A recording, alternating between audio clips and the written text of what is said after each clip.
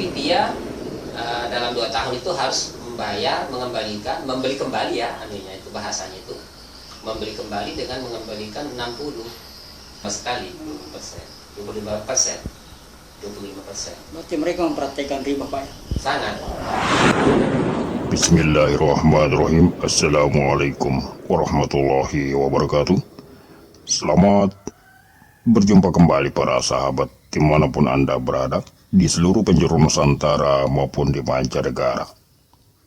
Kembali berjumpa dengan penyiar Anda, Abu Salamatorik, memancar dari kota Makassar, Sulawesi Selatan, Indonesia, melalui channel kesayangan Anda, Khairil Anas TV.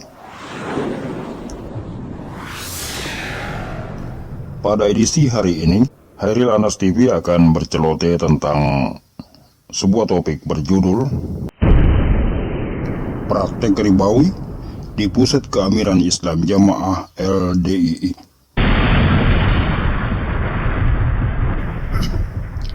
Selamat mendengarkan dan tetap merdeka. Sahabat Khairil Anas TV, Anda tentu memahami beratnya dosa riba, bukan? Dalam hadis yang diriwayatkan oleh At-Tabrani disebutkan bahwa dosa riba yang paling ringan adalah sama dengan dosanya seorang laki-laki yang berzina dengan ibu kandungnya sendiri. Anda bayangkan sendiri bagaimana besarnya dosa riba bila yang paling ringannya seperti itu. Riba termasuk dosa besar yang dianggap biasa. Rasulullah SAW pernah mengingatkan umatnya tentang fitnah harta yang akan menimpa umatnya di akhir zaman. Dalam sebuah hadis yang bersumber dari Abu Hurairah radhiyallahu anhu, Rasulullah bersabda, "La ya'tiyanna 'alan nasi zamanun la yubalil mar'u bima akhazal mala amin halalin am min haramin."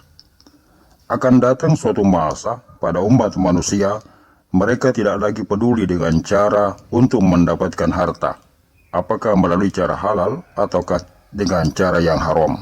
Hadis riwayat Bukhari. Secara syar'i, riba adalah memperlakukan penambahan dalam suatu transaksi atau barang tertentu. Praktek riba ini banyak terjadi di sekitar kita, apalagi di zaman sekarang ini, karena memang merupakan salah satu tanda dari kiamat kecil. Orang-orang yang mencari harta tanpa peduli caranya halal atau haram, tak ada lagi rasa khawatir mengenai keharuman harta yang mereka peroleh. Bagi orang Islam yang mendalami ajaran agamanya dengan baik dan benar-benar murni, pasti mereka akan menghindari dan menjauhi praktik riba sejauh-jauhnya. Apalagi bila Anda mengaku mempelajari Islam secara mangkul, musnad, mutazil. Mangkul artinya cara Anda dalam memperoleh ilmu ini langsung dengan mendengarkan perkataan guru Anda. Musnad artinya memiliki sanad atau sandaran yang jelas, dan mutazil artinya ilmu itu Anda peroleh secara berurutan, bersambung sampai kepada Rasulullah Muhammad SAW. Salah satu kelompok Islam di Indonesia yang mengklaim diri menerapkan metode mangkul, musnad, mutazil itu adalah kelompok Islam Jamaah yang berada di bawah binaan Ormas Islam, yakni Lembaga Dakwah Islam Indonesia LDII. Tetapi apakah benar mereka menerapkan metode 3M itu? Apakah benar Islam Jamaah menerapkan metode mangkul, musnad, dan mutazil dalam praktek transfer ilmunya? Dalam lawatannya ke kota Makassar, Sulawesi Selatan, mantan Wakil Amir Islam Jamaah Ustadz Mauluddin Habizahullah Ta'ala membantah bila kelompok Islam Jamaah menerapkan metode mangkul dalam praktik tolabul ilminya. Kepada Khairil Anas TV, mantan Pakubumi Islam Jamaah itu menyebutkan bahwa bila benar Komjo Kamiyun itu menerapkan ilmu mangkul, maka sudah pasti tidak ada amalan yang menyalahi syariat dalam praktik amalan-amalan mereka. Hal itu dikatakannya saat membahas mengenai praktik riba di dalam lingkaran keamiran Islam Jamaah LDII. Pada kenyataannya, banyak sekali amalan Komjo Kamiyun yang bertentangan dengan syariat, Salah satu praktek amalan yang sangat fatal dalam keamiran Islam Jamaah adalah praktek riba dalam pengelolaan keuangan dengan praktek riba yang sangat vulgar. Langsung pinjam begitu nggak bisa. Jadi caranya ya sesuatu yang bisa dijual walaupun tidak harganya. Ya, jadi waktu itu rumahnya Mas Imam itu, rumah ibunya itu dijual 50 juta. Rumah dijual 50 juta. Yang diterima itu hanya 48. Kemudian sampai di yang turun dari pusat ke anunya itu, ke pengurusnya, karena kan nggak langsung orangnya, lewat imamnya dulu. Itu 48, kemudian situ dipotong lagi. Tapi dia dalam 2 tahun itu harus membayar, membeli kembali ya anunya itu, bahasanya itu. Membeli kembali dengan mengembalikan 60. Ini sudah bertambah dari nominal yang dia terima. Iya, bertambah sekali, 20%, 25%. 25%. Berarti mereka mempraktekkan riba, Pak. Sangat, ya. Yang kedua yang mengalami itu kakak saya sendiri, guru pondok di Pondok Gede. Begitu juga. Nah, jadi mengajukan pinjaman 200 juta. Jadi tulisannya 200 juta, tapi yang diterima enggak segitu, tapi nanti mengembalikan lebih dari 200.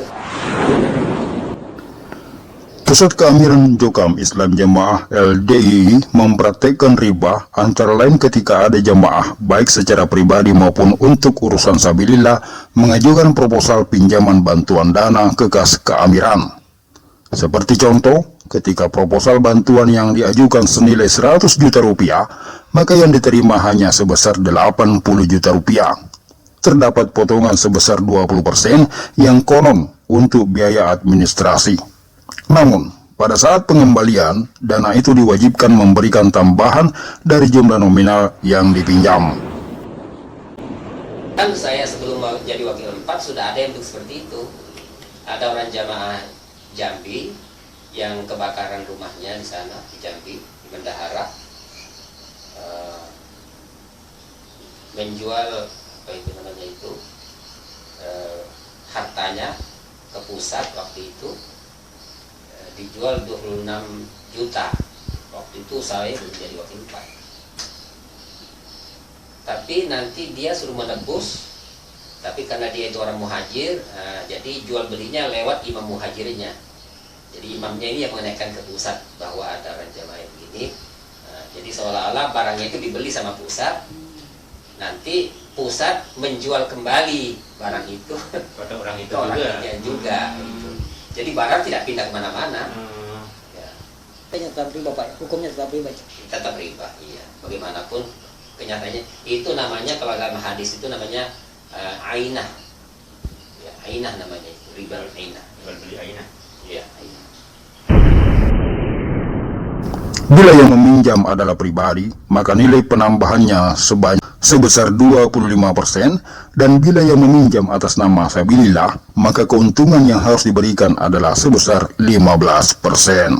Ini adalah praktek riba yang sungguh luar biasa.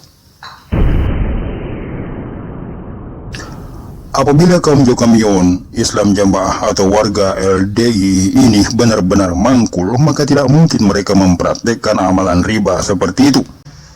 Karena tidak satupun dalil yang membenarkannya. Itu murni hasil ro'yu, rekayasa keamiran Islam Jamaah LDI. Kalau benar ajaran keilmuan LDI berisnad dan mutazil, maka pasti mereka tidak mungkin mempraktikkan riba seperti itu, sebab Rasulullah dan para sahabatnya mengharamkannya.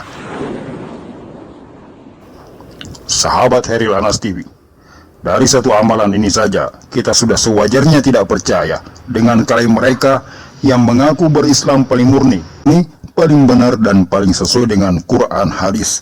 Sesuainya di mana? Ustadz Maludin juga sempat menyebutkan sejumlah amalan jamaah Jokam LDI yang bertentangan dengan Al-Quran dan As-Sunnah.